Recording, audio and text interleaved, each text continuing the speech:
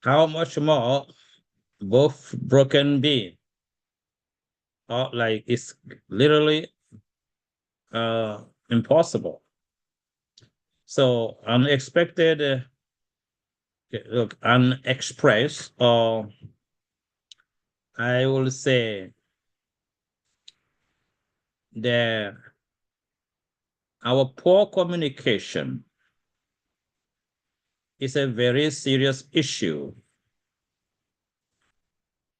very much to the point where it can create situation where things can't function at all. But unfortunately, we do not look at it as something very dangerous.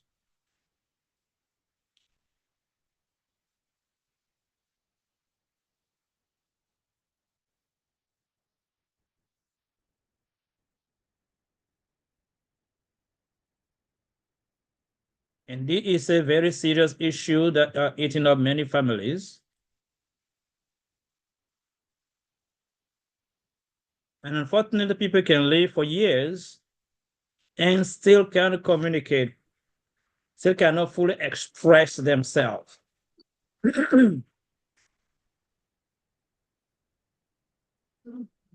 And it become a kind of a cloud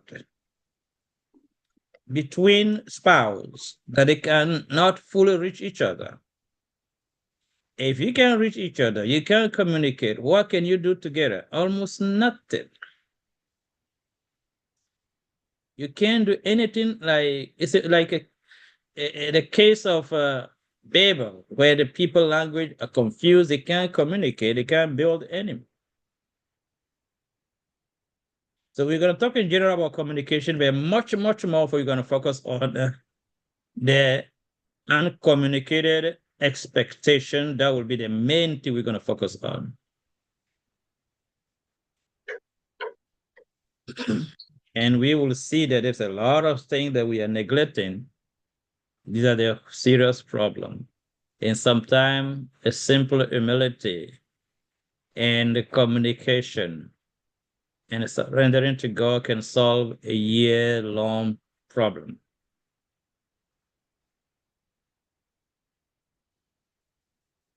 So let us start from the definition of communication.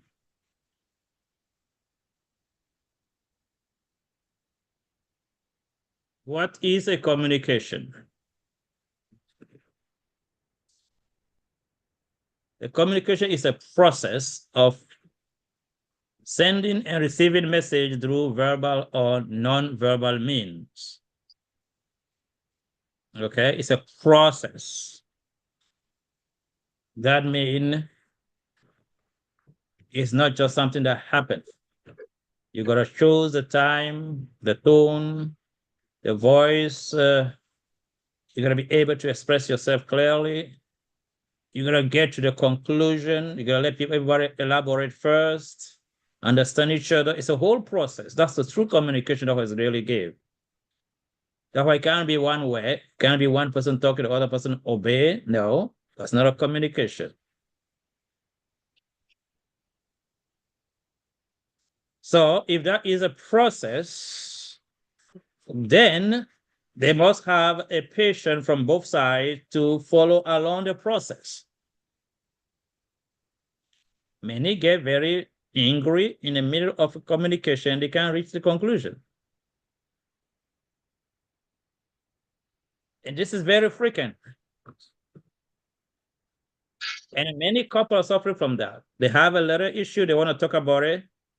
They are incapable of being patient enough, even listen to something you don't like, until both of you elaborate your point, until you reach a conclusion.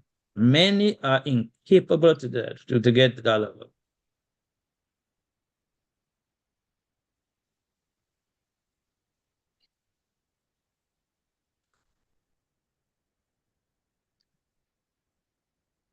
Why? Is because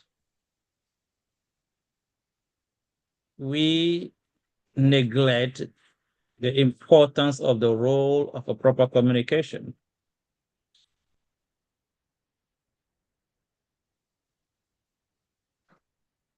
And today we're going to look into in detail. Now, next thing we're going to look at is what is the purpose of a communication? Why people communicate? I will say number one, to function, the functionality. Okay? Is to function. If you can't communicate, you can't function. It's impossible. And I would also say to fellowship. Fellowship is a very profound term. Look at God. God loves us, but he can't fellowship with everybody. You can love your enemy. Let's say somebody is a very dangerous murderer, gangster. If that person fall in the street, very sick, you love him, you can save his life, that's fine. But you cannot fellowship with him because of his value and the way of life. You can love the person, do good to the person. But if you don't speak the same language, have the same conviction, have the same goal, you cannot fellowship. And this is Gary? a in many. Oh, sorry, follow. Please mute. Is a lack of proper communication, revealing a lack of true love and reflect through a lack of fellowship. People are living in the same house, but they can't fellowship. They can't spend time to play and laugh or spend time to think and pray and plan and like have visions, educate themselves together. Like couple can sit and say, okay, let us take financial education, let us take health education, or let us learn how to communicate better. We are almost incapable to function because we violate serious thing in a marriage, which is the proper communication. There's no such a thing as a bad person. It does not exist. We have obedient and disobedient people because if you are bad by nature, you can't change. So that does not exist. You can choose to obey and you will be changed.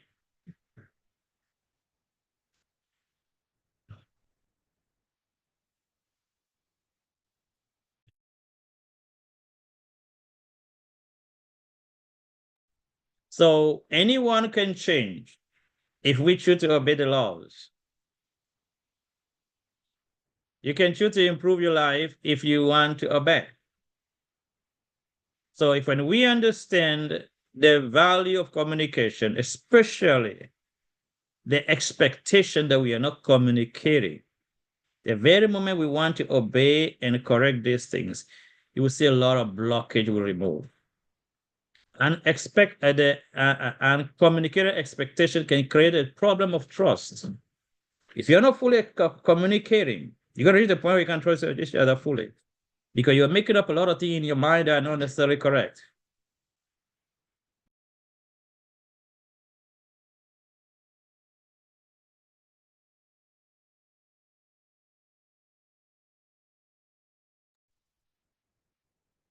I will come to that very soon and make, I will say, a list of few things.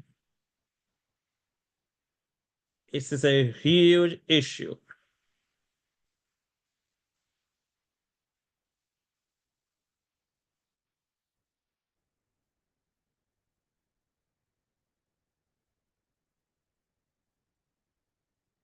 Let me share the screen with us so that we can be on the same page.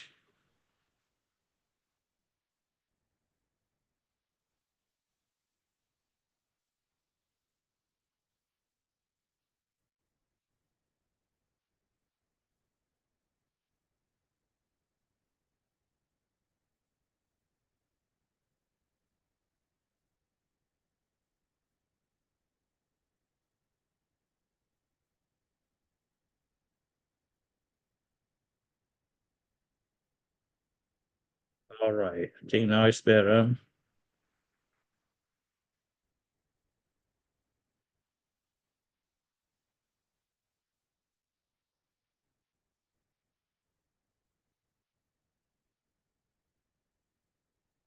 No, but they put it around thing still. I'm sorry. No, this one. Yes.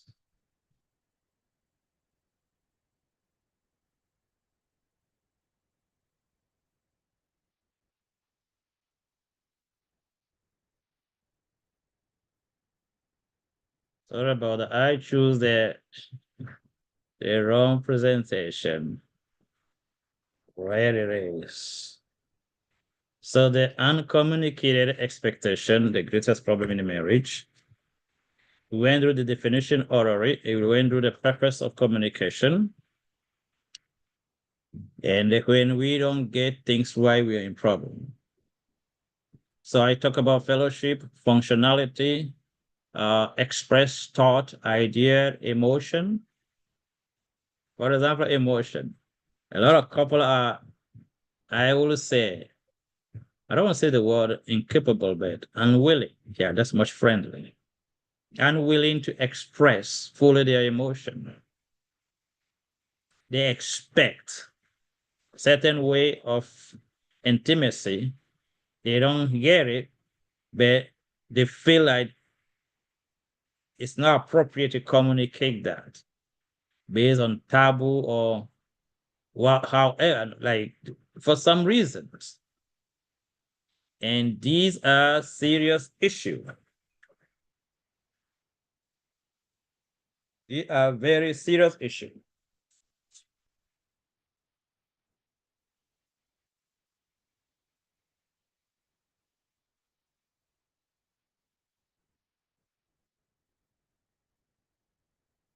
The expenses in family, for example, if we are not happy about the way we spend money sometime, and for the fear of being misunderstood, we prefer not to talk about it. In some families, it's a big problem. I remember very well, it's more than 20 years. There was a family where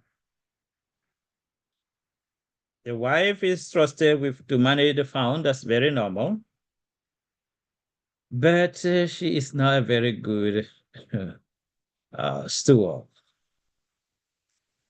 And that play very badly on the family, even on the children. But to maintain peace or keep the peace, I don't know in the name of what, they were kept like that. So there's a lot of stuff we are going through. Sometimes family-in-law involvement in marriage, where sometimes the spouse don't like very well, but at the same time, if you express things, can be misunderstood and misinterpreted. And all of these uncommunicated expectations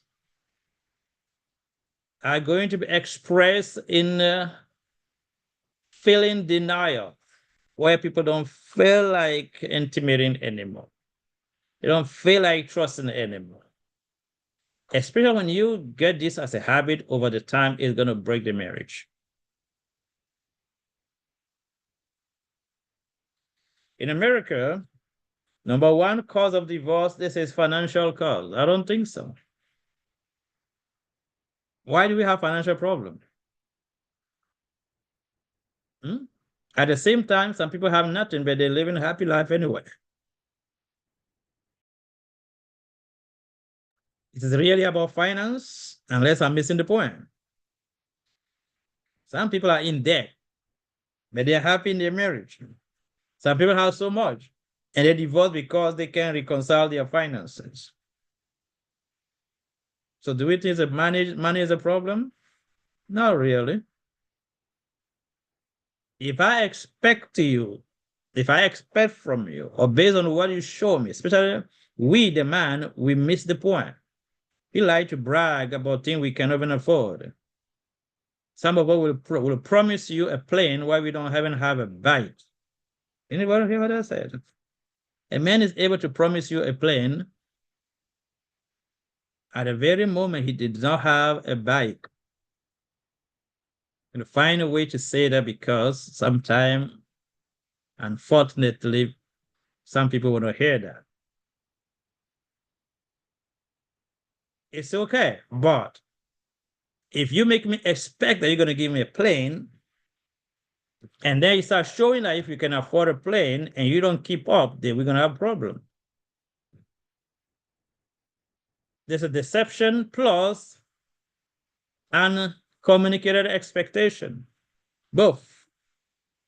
And that is a seed to destruction.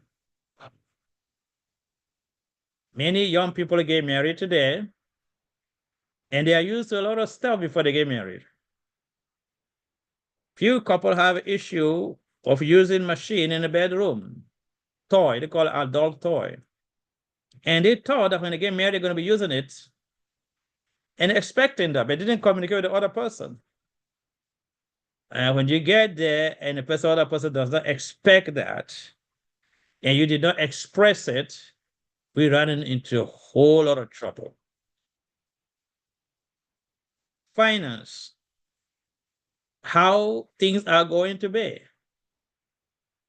Let's say the man is making way less money than the wife, or before they get married and they know it. We did not sit down to say, okay, this is how thing gonna be. A wife can rightfully say, look, I grew up in a traditional family. My father take care of all the bills. That's what I believe. I don't believe in taking care of any grown man. She's right to say that. Even though I make more money from you, but I expect you to be the man and pay all the bill. She have the right to say that. But she should not keep silent, get married, and say, I expect you to pay all the bill. No, we should talk. Both of you should talk about these things before you get married. Because some also grow up in a way where they see everything go in one basket. Whatever the father earned, whatever the mother earned, go in one basket and a budget together, they do things in a certain way. The very moment you don't express your expectation, you are running into a serious dark hole without end.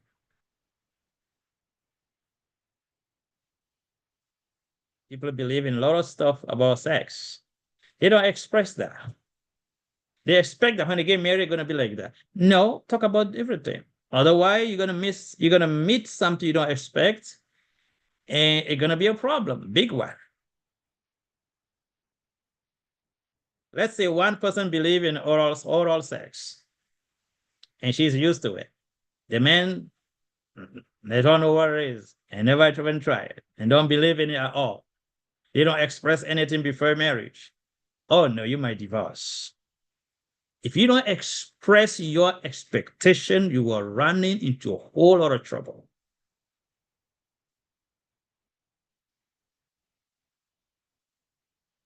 How people spend money. If a man used to take care of his family, his brothers and sisters and mother, father, about a man, he get married. Now, they don't talk about this thing. How are you going to spend money on the family-in-law? Now, the wife expect that your money, yes, we're going to help family-in-law, but not take care of everybody like that. We're going to save our money for the children. We're going to do things, plan together, do things. She get married and realized that like a chunk of the paycheck going to the family every month. And the woman like, what about my children? I'm not going to have trouble with my children. It should be talked about. And about that, by the way, men is very wrong doing that. You can help your father and mother and full stop. Your brothers need to take care of themselves. You might help them a little bit, but you can't carry them when you're married. It's wrong, especially as a man. So there's a stock of things we do not discuss and agree on, but expect them to happen. People getting married and think they get married. Oh, the wife will be cooking, and and she doesn't believe in that. She believes as we both work, it's normal that we both cook. That sounds right, but we gotta sit down and see how it works. We both can choose to cook twice a week. Like Friday, we both cook, and then maybe Tuesday we both cook, for example. But no one should sit and expect when I get married, it's a woman's role to cook. If she's working, come back tired, you gotta sit down and get things right. Nobody should just be expecting. No, no, no, you gotta communicate that. Even God, look how God not just communicate, he even predict the future, how he wants things to be, everything. Like let us know ahead of time.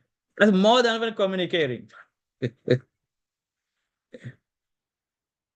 God don't just sit down and expect us to behave right. No, he tell us how to behave, and he took upon himself to become one with us and live the life he wants us to live. He did not sit down and expect. No, if you want things to function, you got to express fully.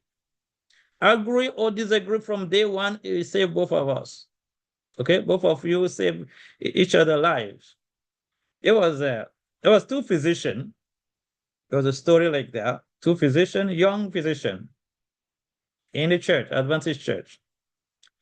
And they are already married few weeks. And they have issue around cooking. Who's gonna cook, who will not be cooking? It becomes such a thing that they had to hold on and dissolve everything. And I think that's better. It's better you get hurt before children and other stuff get involved. Please, this study tonight might not be really for you, maybe for your children. Talk to them very well about expectation. You got to express everything from the very beginning. You are having the intention to be married. Just the intention. Start expressing fully your expectation.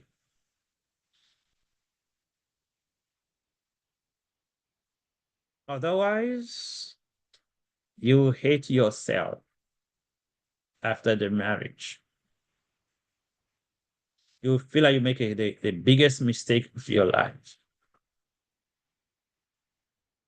if we don't express fully our expectation. And many we make a mistake where we think if you say everything, the person might leave. Yes, let them leave because they're the best dad. If you can lose somebody in the beginning, that person should not be involved in your life. Actually, that's not a loss, that's a win because you win a space for the right person. Get it? It's like throwing away the wrong car or the old car and put a new one there. So there was a serious issue a few years ago. I actually know the people. The wife have all like more than $200,000 in debt. Credit card, their school loan, all the debt combined more than 200,000. But getting married did not tell anything to the man about the debt. They get married and then the bills start coming out. They end up having 3 children, and this man is stuck with that debt to be paying plus all the expenses of life. Man, it was a hell. The man feels deceived. It was a horrible situation. Well, they keep up until now. I don't know how, but they're still functioning. So God people, uncommunicated expectation is a serious man. Some men getting married expect that their wife gonna dress like L&D wife. I don't, I don't know why wrong we had that address, but if the sister believe in dressing in a certain way, talk this thing from day one. Don't expect that, oh, you are Adventist sister, should dress a certain way. No. Express from the very beginning before you get married. Everything. If you're gonna have the same bank account, discuss that. We're gonna budget, discuss that, communicate that. The food in the family. How are we gonna eat? Oh, I don't believe in any veganism because even Jesus ate fish after resurrection, so I can eat my fish, my meat, everything. And the wife's like, no, I'm present truth. I don't eat stuff like that. That might sound like it's something simple. That's not. You're going to confuse children that are going to be born in that family. They don't know who to follow. And the inclination to eat meat will be much stronger. Now you're going to end up having two cuisines in the house. Cook one meal for the husband, one for the wife. And slowly you're going to start creating a huge wall of separation. Just this thing. So imagine if we have a lot of uncommunicated expectations. Let me give an example. Number one, finances. You don't discuss about it. You don't agree that we're going to have the same bank accounts, and then we're going to budget, and then we're going to do things this way, this way. You don't discuss that. You get married, you realize that, okay, the things are not going the way you expect it to be. It makes you feel a certain way. I don't want to say angry, but that's the word. Angry and annoyed. The thing you don't expect are happening. And next, one believe in oral sex, the other person don't believe in it. So they're going to have a lot of problem in the bedroom for that. And then for food, they don't discuss that. So now they end up cooking two different meals. And then even church, what to believe, what they don't believe, that have differences on the belief system. And then raising children. Somebody believe in a home, how you call it? Homeschool, the other person don't believe in homeschool. And then somebody believe in a country living, the other person don't believe in it. When you put all of this together, what did you create? I call it a foretaste of hell.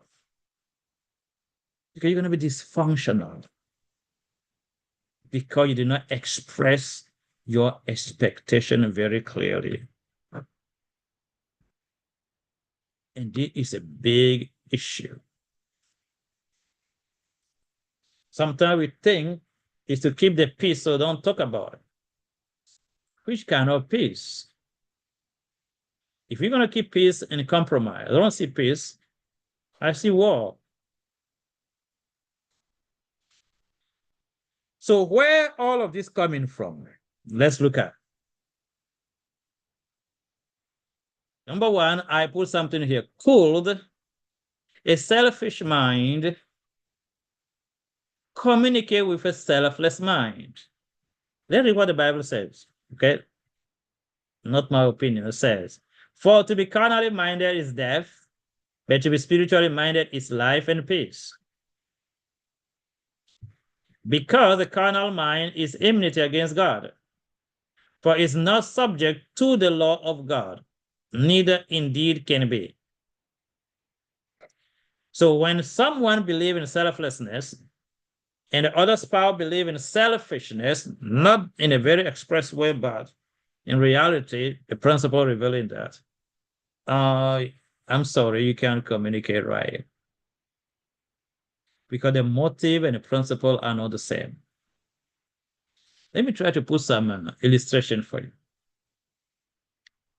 Number one, I want you to imagine there's a discussion between a lion and a deer over the healthy diet. Are you following me? I'm not trying to be funny though. I want you to follow me carefully because it's a strong image. So a lion, if you want a hungry lion, to be much accurate, hungry lion and hungry deer end up facing each other. They're going to discuss or communicate over what is the healthy diet. What do you think is going to happen? The lion will say the healthy diet is your flesh. Your Mr. Deer, your flesh is a healthy diet for me. And the deer will be like, no, I shall not kill. Everybody should eat grass. I'm just trying to say,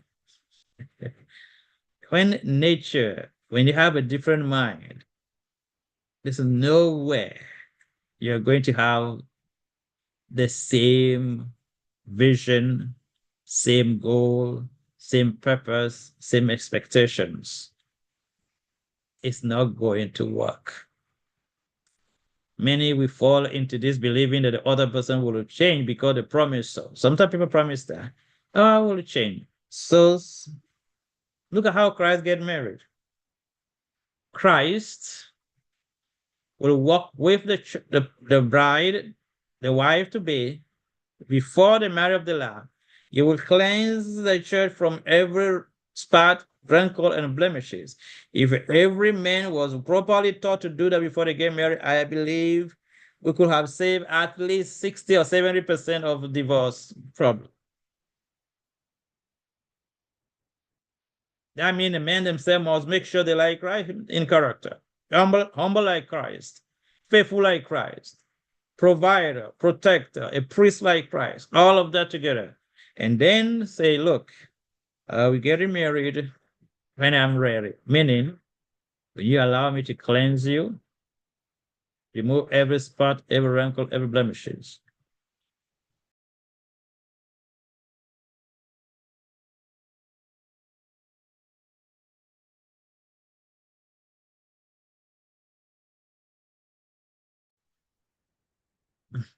So when you have a discussion between a lion and a deer over the diet, that discussion is going to lead to somebody dead. That means it should not take place. Let me give you another example. Example of a communication between a Muslim man that believe in polygamy, to marry 4 wives, and a Christian sister that believe in monogamous marriage. What what agreement are they going to have? Because last year, sister like that get married. Sister advances, sister marry a Muslim. And I was like, what they agree on? But that was me. I could be wrong, but I was curious. Is this we're getting married with some expectation, or they were very clear? So there's a lot of stuff. Well, these are the extreme cases, okay? And there are a lot of things that we are taking very lightly. If you're a sister, you believe in healthful living. You marry a stubborn man who doesn't believe in a health message, none of that. You think he's going to change later. That thing can kill you. You know what's going to happen? You get married and slowly he can drag you back to your old habits. He wanted to cook meat in the house, wanted to cook this, and you cook sometime, you end up tasting. You taste, you start bringing your old taste back slowly. Start eating the same meat you refuse to eat. Before you know it, that meat eating can create a problem in you. He is eating the meat, maybe very active, have a very active job. So he's sweating whole day, sweating toxin. And you are not doing the same thing. The same diet can kill you, can create cancer, can create anything.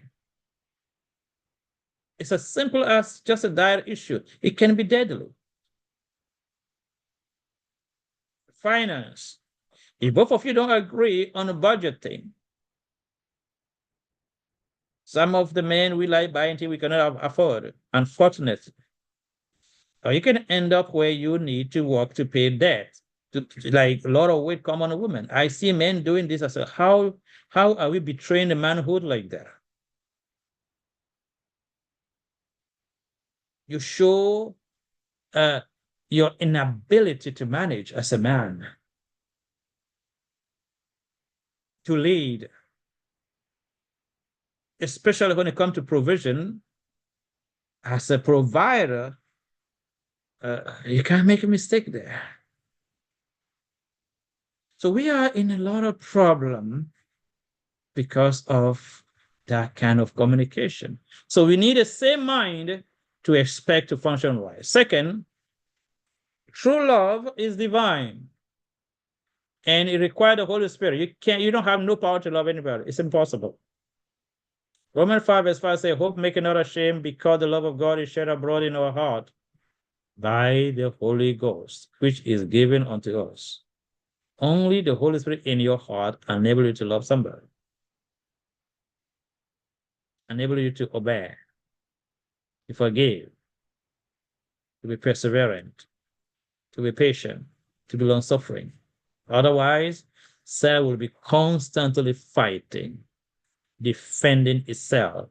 You can't have any peace. You can't have any proper communication. You cannot agree on anything. It's not going to work. Until the love of God become the most supreme things. Nope. Now, the true happiness. People get married and have the expectation that they're going to be happy. I don't know who taught people that they get married, they're going to be happy. I'm getting married to get happy. Did you communicate that with your spouse to be?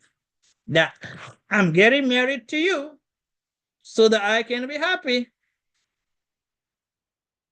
Because now I'm not happy, but I believe and expect that the day I get married to you, I'm going to be happy from that day.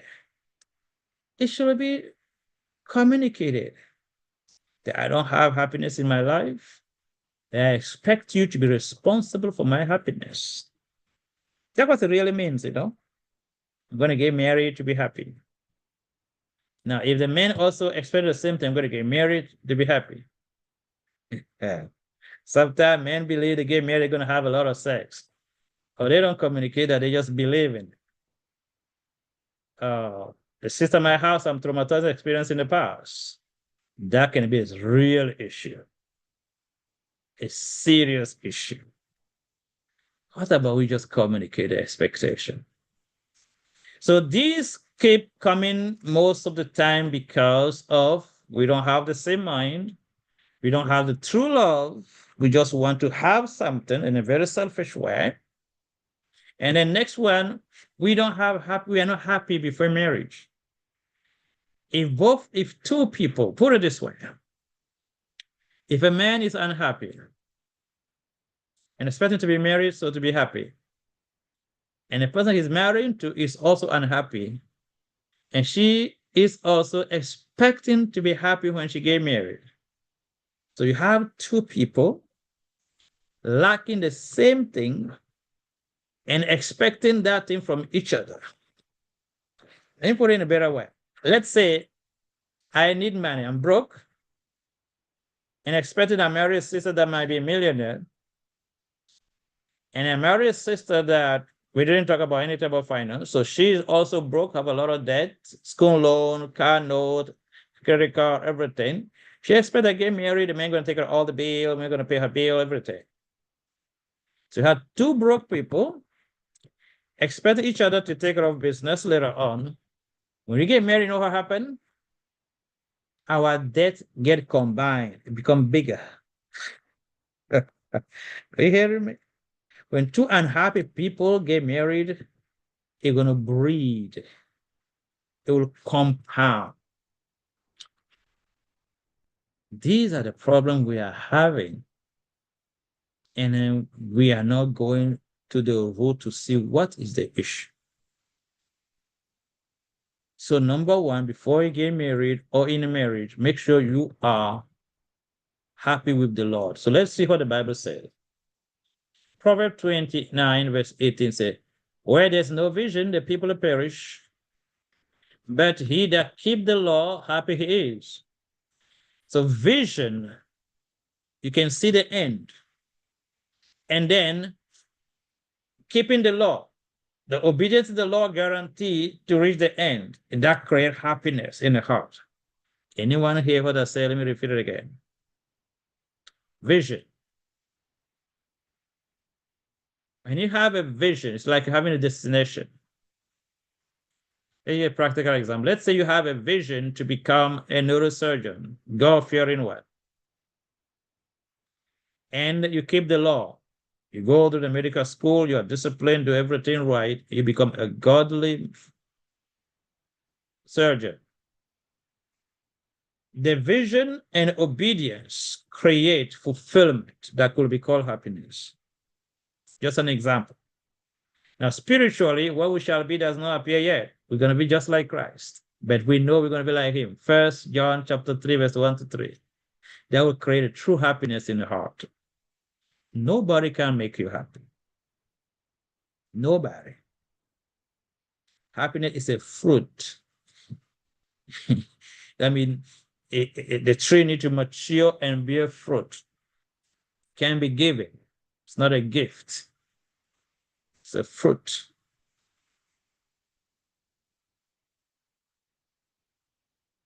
So when you're getting married, expecting to be happy, and you are wrong, because it does not say that anywhere that spouse can make you happy. They can create a better fellowship around, better feeling, feel okay, feel good, feel loved, yes. But nobody, because the happiness is something that comes from the Spirit of God. Isaiah 26, verse 3 says, Thou wilt keep him in perfect peace, whose mind is stayed on thee, because he trusted in thee. We don't have a peace of mind. Let your mind stay on God. Some of us, we are miserable because we expect our spouse to behave right. What about he does not want to behave right? You're going to wait for whole life.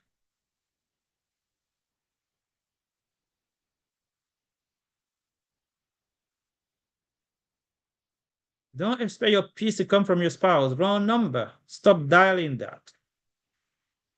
He said, Thou shalt keep him in perfect peace. Only God will keep you in peace. He said, Whose mind stay on thee, because he trusted in thee.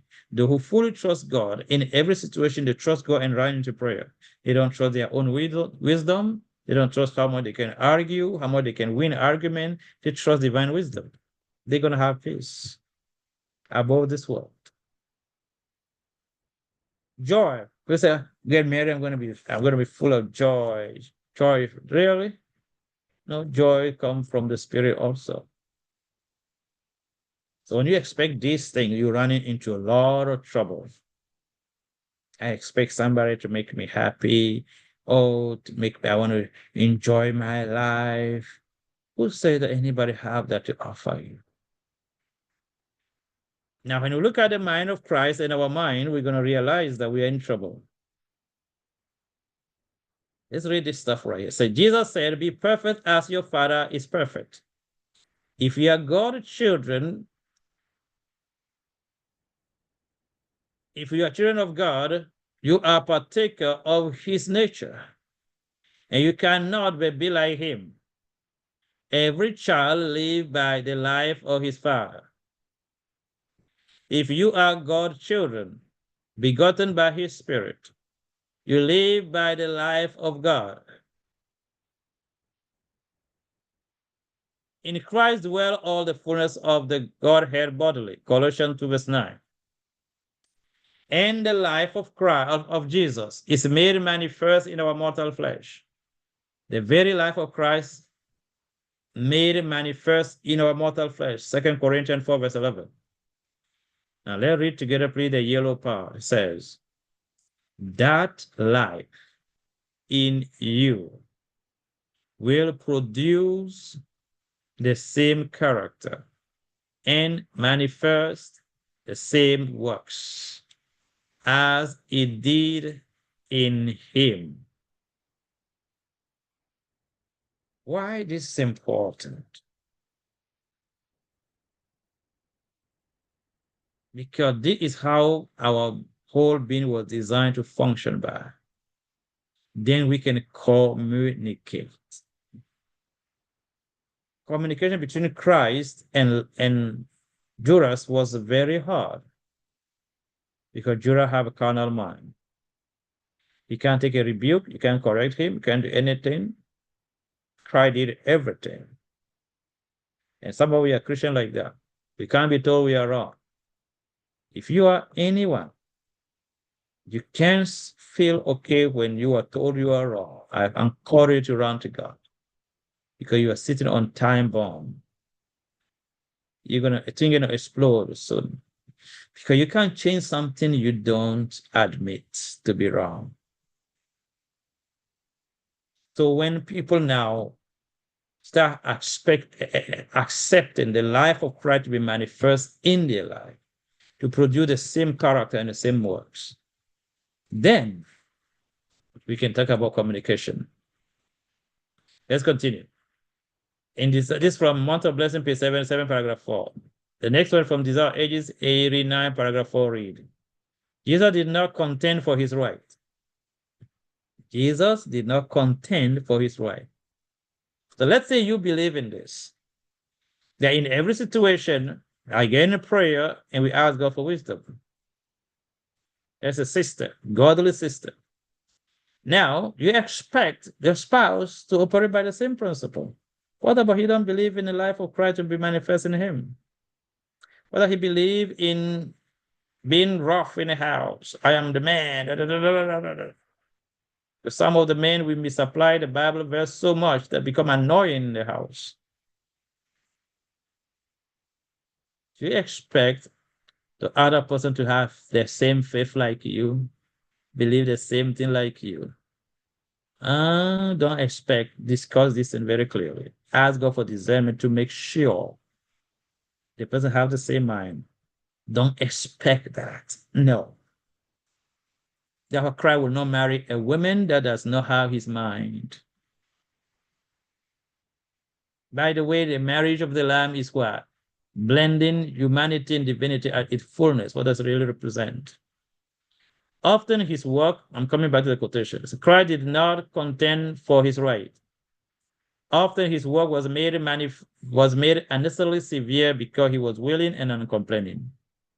Yet he did not fail nor become discouraged. He lived above these difficulties as if in the light of God's countenance. He did not retaliate when roughly used, but bore insult patiently. Now, if you believe in bearing insult patiently, and while your spouse, your man, is impatient, believe in too much word, talking too much, when you take it patiently in prayer, he thinks he's winning. He thinks he's ruling in his house. Unfortunately, ignorant as a man. And you expect that man to be godly also, to take situation patiently, that both of you can go through prayer to handle any situation. Now you marry him, you realize that he's loud, he can't sit down to think. Some people believe louder they get, reasonable they can be. Some people believe in that. The louder they can get, reasonable they can be. But unfortunately, it doesn't work like that. Reasoning requires brain work, not a loud voice. Some of what we really miss this, what is synonymous. Being loud does not mean you are right. Huh? Being loud is not synonymous of being right, because some of what we scream, like if it means being right. No, does not necessarily mean that you're right. Unfortunately, expressing immaturity, incapability to be calm and reason, actually is a serious weakness, very advanced one. Actually, I don't know, I don't want to use any word that's not appropriate. It's extremely bad. Being loud is a sign of a severe immaturity, incapability to control yourself, to be in prayer and to reason properly and rely on God.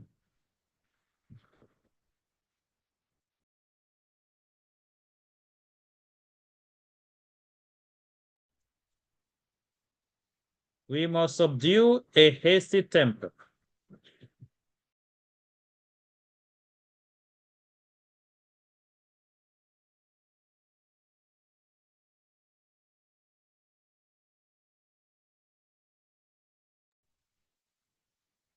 Let's go back to the quotation.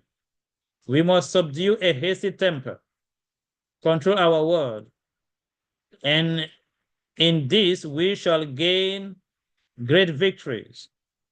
Unless we control our word and temper, we are slave to Satan. We are in subjection to him. He lead us captive. These are strong words, so let me read it again. We must subdue our hasty temper, control our words, and in this we shall gain great victories. Unless we control our words and temper, we are slave to Satan. We are in subjection to him. He lead us captive. Let's read the following sentence together, the yellow one. All juggling and unpleasant, impatient, fretful word are an offering presented to his satanic majesty. I think I read this sentence in 2010 or 11 for the first time. And I got really down on me. I spent time to like, what? So when we think that in any communication or argument, that we can talk louder, faster, better than other person, we're doing something great. No, you are proving that you are led by a demonic spirit. Your mind is carnal. You are defending yourself. You're ruling by another power. You are slave to Satan. We have this in our home. We think it's something okay. It's not. It's extremely dangerous. You let demon come in your home. That's the reason why it's very important. We're going to talk about the principle of that will regulate a proper communication, which involve obedience to laws, discipline in the home. These things facilitate communication. If everyone know what to do and doing it at the right time, the right way, who need to say what to who? Nobody needs to be saying anything. But when we become unruly, when we are undisciplined, the moment the bedtime, some people choose to be watching TV.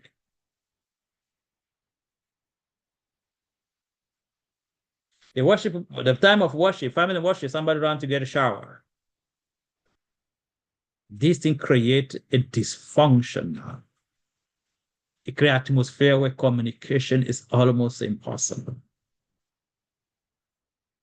Therefore, discipline in a home is extremely important to allow proper communication. We might not have a time today, but I don't know, just take that now. If you want a proper communication, start by having the same mind, the mind of Christ. And second, obedience. And third, discipline. Discipline is such a thing. If we can't be disciplined, I don't know how anything can work.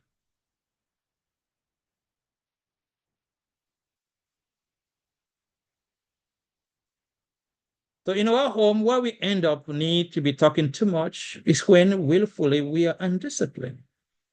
And willfully we violate the laws of functioning. And that lead to frustration and sometimes impatient word, and then self-takeover. The very moment the self-takeover, any power is involved. You continue saying what? Say, let it again. All jangling and unpleasant, impatient, fretful word are an offering presented to his satanic majesty. And it is a costly offering, more costly than any sacrifice we can make for God. For it destroys the peace and happiness of whole family, destroy health, and is eventually the cause of fulfilling an eternal life of happiness.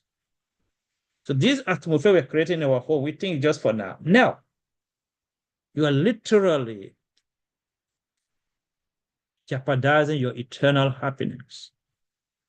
That's why normally, in reality, Adventist home should be a foretaste of heaven where the husband living by the life and practice the principle of heaven. The wife doing the same thing. And the whole atmosphere of heaven is after the heavenly sanctuary. On this day of atonement, everyone going through the purging of their conscience daily, the cleansing by the life of Jesus with the life of obedience. And that created atmosphere of heaven right there. The opposite is also true. The atmosphere of hell. Just because we introduce what? Disobedience. We introduce no control of word and temper. If husband and wife agree, this is how we're going to do something. Why by any means to please children, we're going to violate that? Sometimes parents compromise to please children. The most dangerous thing ever. Sometimes one parent agrees, the other person disagree. How do you get there? These are the things that we have created that make our home a hell. We don't have the mind of Christ. We do not obey the laws of God. And then we are undisciplined. And then we don't communicate our expectation. And that's going to lead to so much trouble. So what is the solution? Solution is get the mind of Christ. Look at how it works. It says here in the month of blessing, 15 paragraph 2 says, there's no storm of human or satanic wrath that could disturb the car of that perfect communion with God. Husband, as just a Christian, not even talking about being a priest or spiritual leader, we must grow up. I'm calling all the men tonight, let us grow up. To grow to the point where no matter how emotional your wife gets, no matter how unruly become the children, whatever it is, you live in an atmosphere where no storm of a human or satanic wrath will disturb the calm of that perfect communion with God. That means you gotta stay in communion with God. That's how you handle any trouble. That's how you will be able, in a calm atmosphere, you can have what? A proper communication. And we're going to start fixing problems, start communicating what? And communicated expectation. Otherwise, when you try to express it, become a war. Now let's go in detail how this mind functions. Let's read this one fully. Blessed are the meek. The difficulty we have to encounter may be very much lessened by that meekness which hides itself in Christ. If we possess the humility of our Master, we shall rise above the slights, the rebuff, the annoyances to which we are daily exposed, and they will cease to cast the gloom over the spirit. If we possess what? The humility of pride, that meekness. Continue. The highest evidence of nobility in a Christian is self-control. Let's read together the blue part. The blue part says, he who under abuse or cruelty failed to maintain a calm and trustful spirit, robbed God of his right to reveal in him his own perfection of character. These are deep stuff. You can make it. You can fake it. You're going to fully submit to God to reveal this in you. Let me read it again. Let us read it again. He who under abuse or cruelty fails to maintain a calm and trustful spirit robs God of his right to reveal in him his own perfection of character. So in every abuse of cruelty, this is a severe war, like Stephen. He was abused with a stone. He was stoning him. The stone was hurting his mouth, his eye, head, everywhere. Under all the abuse and cruelty, Stephen turned to God in prayer. He trusts God and maintained a calm and trustful spirit. That's what we're talking about. Do you have it? I am still praying for God to bring me to that full maturity. This is what you need. This is what the husband needs. It's what the wife needs. And your emotion will no longer control your mind and your decision and your feeling. The whole day you're unhappy because your spouse says something. A man, but because you feel disrespected, you can't talk anymore. You can't pick up the call from your wife anymore. Why the same thing? The way you make me feel. If we run in this thing, we think it's a Christian. No, it's not. You are controlled by demonic powers. It will go from emotion and it becomes spiritual. If we let this become a principle of functioning, it connects us to powers that we have no control over. That's how it can lead from feeling disrespected to resentment to Unforgiveness too. We're not communicating for a whole week. Are you getting the point so far? We should not be indulging this thing. If we are wrong, may we correct it right away. It's necessary for husband and wife to choose to say, Lord, we want to become like Christ and we need your power. Then from there, we can start solving issue. I say something here. I say anger, resentment are disabilities and wickedness. Let me check. When you are physically sick and unable to render a particular service to your spouse, you are at least temporarily disabled. Now, when you are very angry or offended and unable to render a particular service to your spouse, the same way you are at least temporarily disabled too. So I put anger as a physical sickness and I call it disability. It's not just a person in a wheelchair that's incapable. A person in a wheelchair is incapable to get up to give you a cup of water. A very angry wife or angry husband, same disability.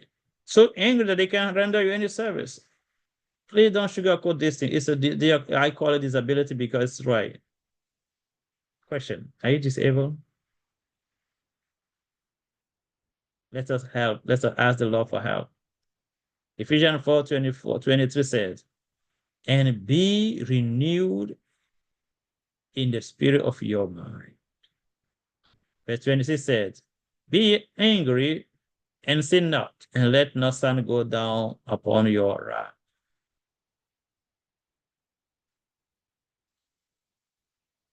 That means it can happen that you disagree, but it should not become a matter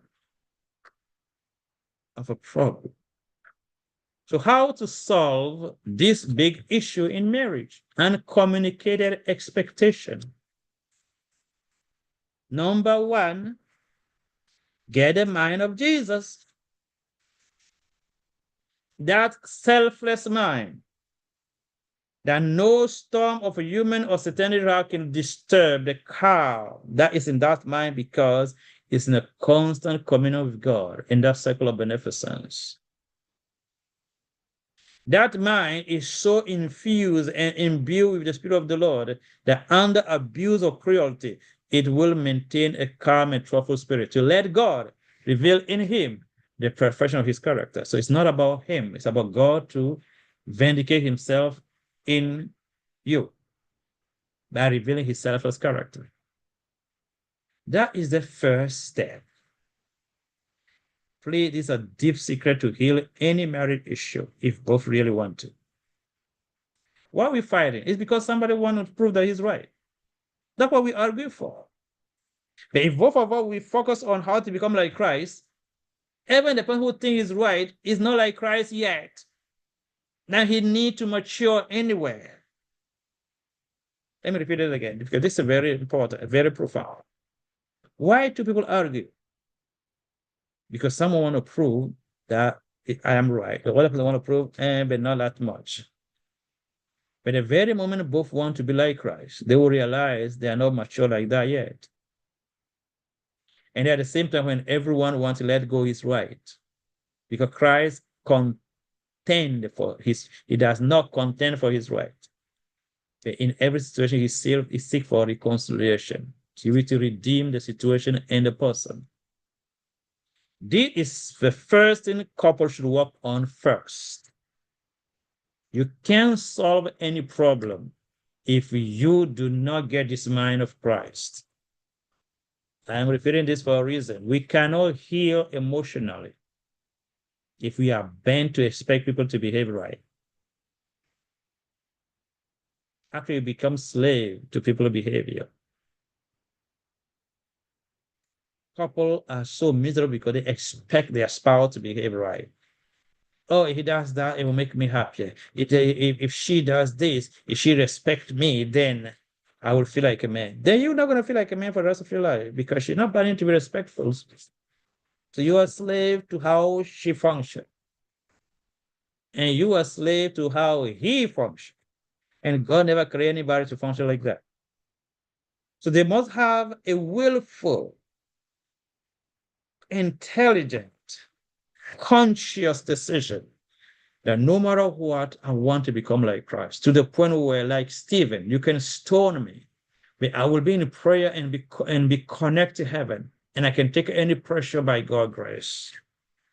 If you agree on that, and you start that journey with Christ, it's going to be very hard in the beginning. If you persist, you're going to have the renewing of your mind. Your brain will be rewired. You're going to create a new neural pathway.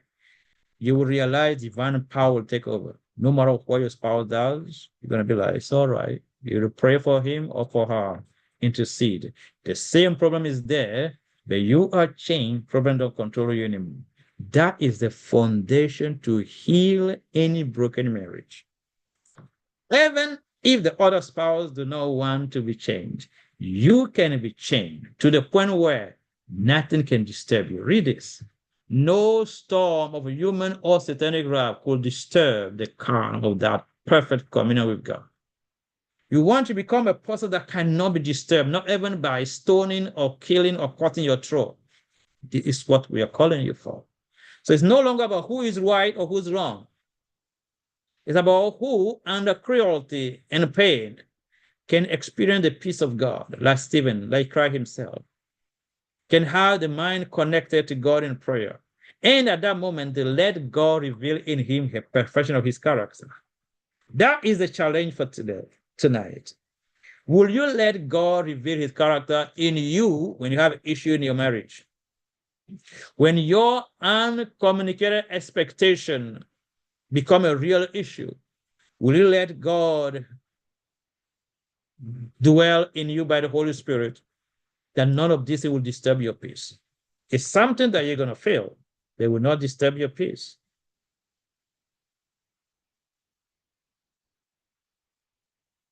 This is the first step. It's like a stairs. If you miss this first step, you're not going anywhere. The second, only the spiritual mind can obey the law. We said that in the beginning, in Romans 8. To be carnally minded is death. Spiritually minded is life and peace. And because, let's read it. Right here. Because the carnal mind is enmity against God, for it is not subject to the law of God. So carnal mind cannot obey.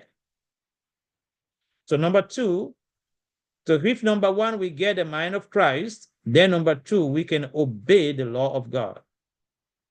We become obedient to every law. Laws of health, laws of marriage, laws of finance, laws of management, laws of steward, everything. Stewardship. Number three, become a disciplined person.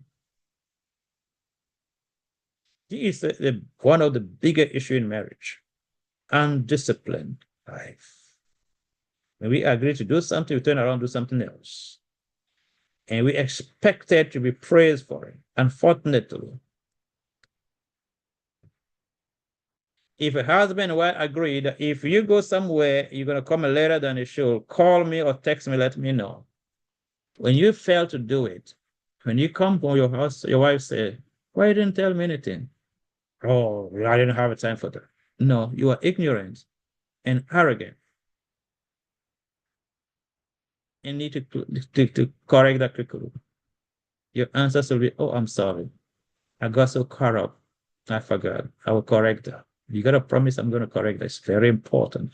It's express the willingness to get things right. It solves every problem. It's just a simple selflessness. It does not cost a thing, but it solves every problem. Discipline. Discipline is such a huge thing in family. Therefore, a man should learn to lead your home by let your wife and children agreed on discipline you're going to operate by. Don't be bullying your wife and children. Do this, do that. No. But we sit down and we reason and agree. We might have a time when we talk about leadership. Leadership is not about telling people what to do. Wrong. Leadership is bringing people to understand and agree on a way to operate. And the people choose to do so based on love. That is true leadership. That's how God ruled the whole universe. He educated us, let us know about his laws and principles, and he gave us his love to empower us to obey. That's how God lead. From his throne, he ruled the whole universe. And man, we should learn godly leadership. Leading does not mean dragging people. No, no, brother. Does not require muscle, require principles. If we, the men, can learn that, you will see that to be a leader in a home will not be that hard. Therefore, you don't marry a woman who does not believe in obeying God's way. Just don't get married. Just dissolve that thing before you get to marriage level. And make sure you say you are God-fearing. Otherwise, it can't work. Look at Israel in the wilderness. If God can lead them, how possibly you can lead anybody? As a man, if God can lead his people, he's there as God, provide for them every day, do everything, deliver them from Egyptian bondage, open the Red Sea. He can lead these people. How possible you think you can lead your wife and your children? You cannot. You can lead them by themselves. That is true godly leadership. By education, by understanding, by love. And everybody understand, make a decision to obey. That's how we lead. So obedience is key. Discipline must be established. If you want to reduce a very heavy communication in the home, let husband and wife establish discipline about everything. Some of the men, we take our socks, put it everywhere. Take your underwear, throw it somewhere in the bedroom. The wives tell you, I don't want to pick up behind you as a child. She's mean what she just said. And it means also that you have been undisciplined for very long. It's time to get it right. What it takes you, have a little box where you put your whatever there is there. That's it. That's about discipline. It saves tons. Because she might spend a whole day tired, maybe cooking, get burned or something. And then when you come to her room, you throw your underwear somewhere, your socks somewhere. She already told you she don't want to see this all over the place like that. If you are doing it, you are abusive as a husband. It's wrong. Vice versa. Discipline is a key.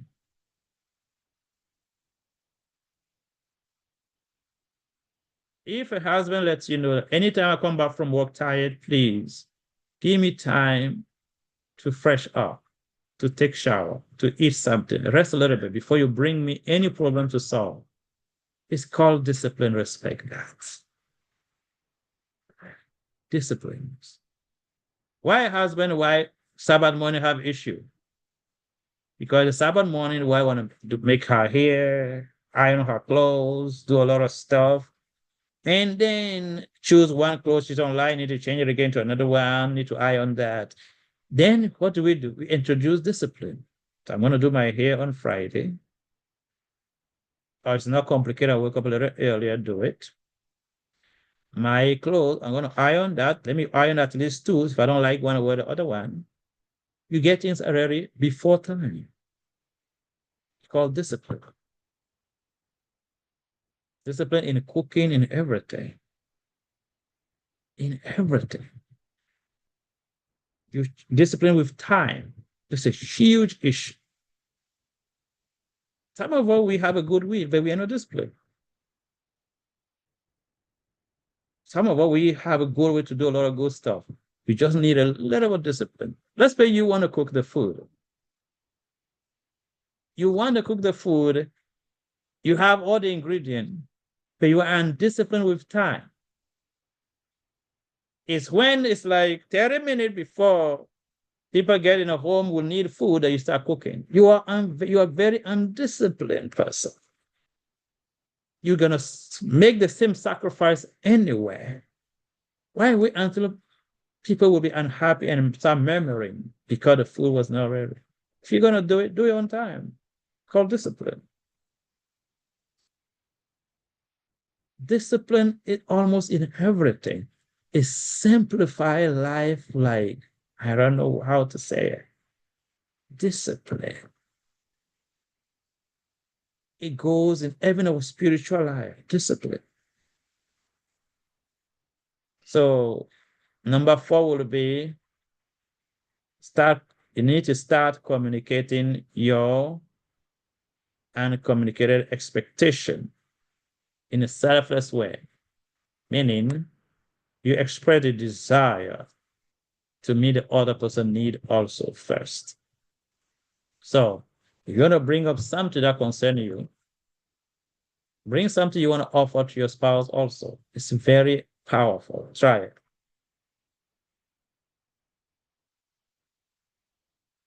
That means you don't come just to get, you come to give first. That's what I'm trying to say. Let's say you come to your spouse, you want to express how you would like something to be done for you. But the first thing you did is, husband or wife, I'm really thinking, what can I do to make your life better, to make some things better? Tell me, I would love to do something that will make you feel good.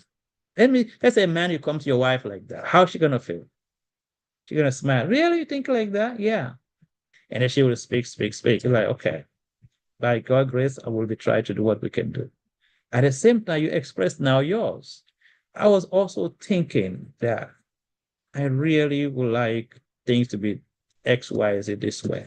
Because the response will be very different. Why? You prepare the atmosphere first. You prepare her mind first. And you will be welcome. But if you go, you don't think about how she's feeling, or she's thinking, it's just about you. Oh, I expect this to be done. I expect that. I expect that. And you get denied, don't get angry because you are ignorant. You don't communicate right. You gotta create atmosphere for communication. You gotta convey your thought properly. So let all communication be selfless. Create the environment first. Offer first before you want to take. You will see these simple things that's making a lot of things easy for you. And then number 5, give time. Be patient with time and help each other. So when you decide to change, it's not going to happen overnight. So you got to help each other to get it right. It has to be teamwork to correct anything.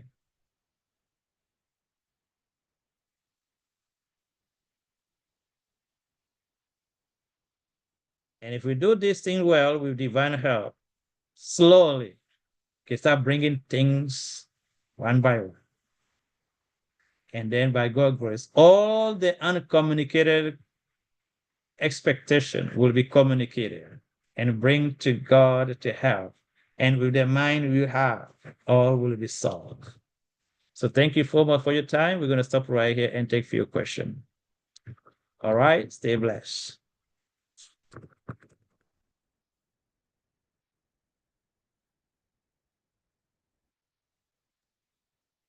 And You can stop the so recording. for And those who are on YouTube Live, we are going to switch. So thank you for joining us live on YouTube. And if you want to, you may join us on the Zoom. So you